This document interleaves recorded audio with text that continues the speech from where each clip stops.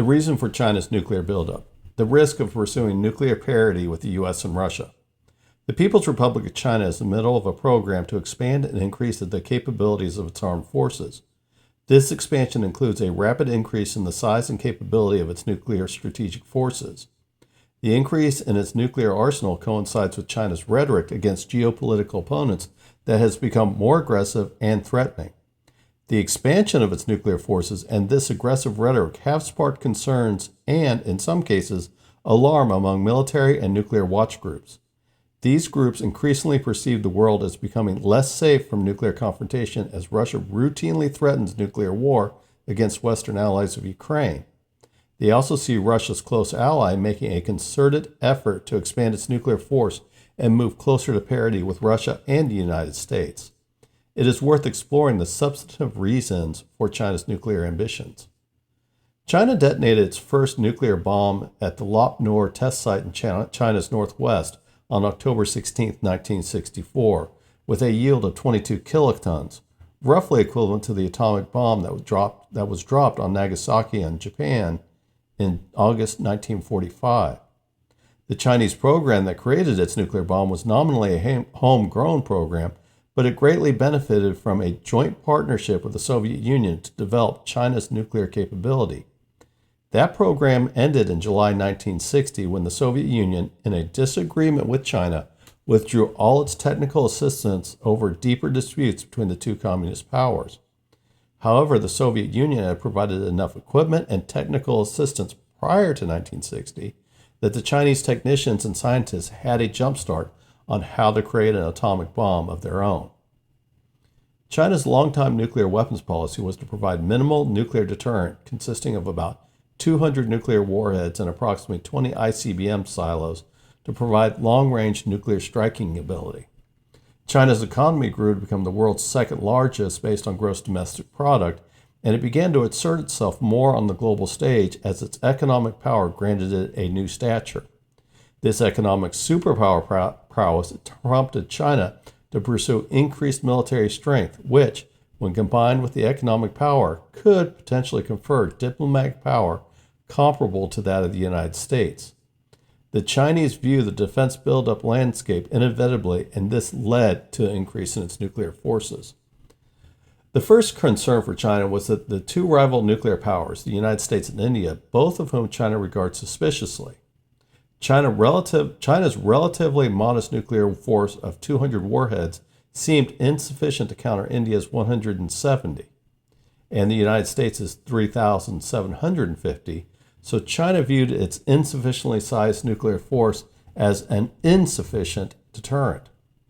China and the U.S. also were economic and regional rivals, and in China's opinion, its nuclear force was not sufficient for its new stature. China is also apprehensive about the growing strength of the United States' anti-missile capabilities, predominantly concentrated in the western United States and directed towards Asia. The U.S. rationalizes that missile defense is essential to counter the persistent nuclear threats originating from North Korea. As a result, the U.S. is building a nuclear shield to defend against a relatively small number of launches that North Korea can initiate. The U.S. defense system does not have the capability to intercept larger number of missiles as it would overload the design system. The United States argued that this is why Russia and China have nothing to fear from the U.S. anti-missile system. China, despite the U.S. assurances that in all indications from public testing of the system are true, has suspicions of its own. The first concern is the establishment and operation of a missile radar in South Korea, which the U.S. missile defense system intends to utilize. The U.S. missile defense system will use this radar to track and intercept North Korean missile launch against the United States and its territories, as well as Japan and South Korea. The issue for the Chinese is that the radar can also detect launches deep in China, so it would have the potential capability to assist in the interception of a Chinese missile launch. The Chinese are aware that the U.S. system is improving and could potentially intercept dozens of missiles at once in the future. This could put China at risk if it maintains its small nuclear deterrent, which could potentially undermine its nuclear strategic capability. The Chinese also observed the global landscape, recognizing that possessing a substantial nuclear force would enhance their standing, and achieving nuclear parity with the United States would provide them with significant leverage. China observes that the West, under the leadership of the United States, is enacting policies that are hostile to China due to what China views as the West's disregard for China's global standing. China believes that the only way to change this Western mindset is to increase the capacity of its nuclear arsenal to such an extent that the West will be forced to acknowledge China's capability and adjust its policies accordingly. The result of this situation, China has started on a pathway to build its nuclear weapon stockpile. Estimates for 2019 put its nuclear stockpile at 200 warheads, while estimates for 2022 put it at over 400. Estimates indicate that it will have 500 warheads by May 2023, 1,000 by 2030, and 1,500 by 2035. China is also increasing the number of ICBM silos and mobile ICBM launchers. It will be able to deliver more ICBMs than the United States, despite having half the warheads. The U.S. is expected to continue to have larger submarine and nuclear-capable aircraft to deliver more warheads than China.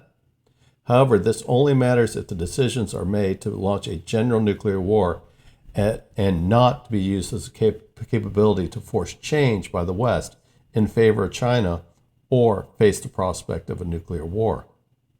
China is on a path to have the third largest nuclear force in the world, and with it, the stature to be a peer with the U.S. both economically and militarily, which is something the Soviet Union and Russia were never able to do to rival the U.S. economic power. The prospect of a nuclear and economic rival to the United States has created outright concern in the West.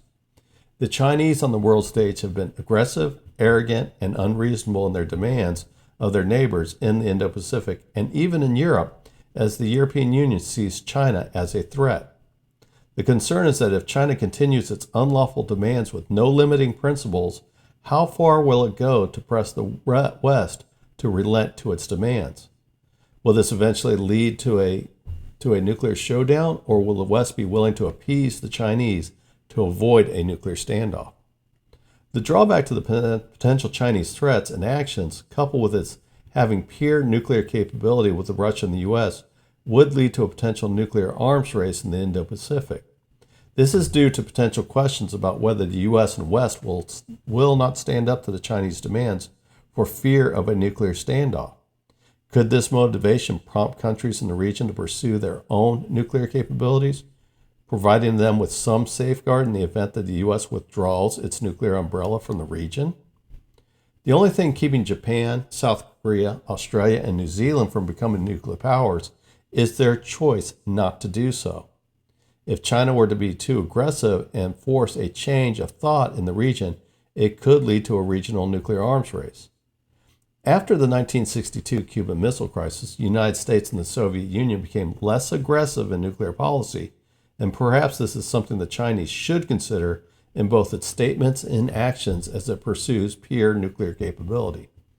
While the region's regional nuclear arms race is unlikely, given China's current actions in areas as the South China Sea, Tibet, Hong Kong, and Taiwan, would a country eventually be compelled to make such a decision?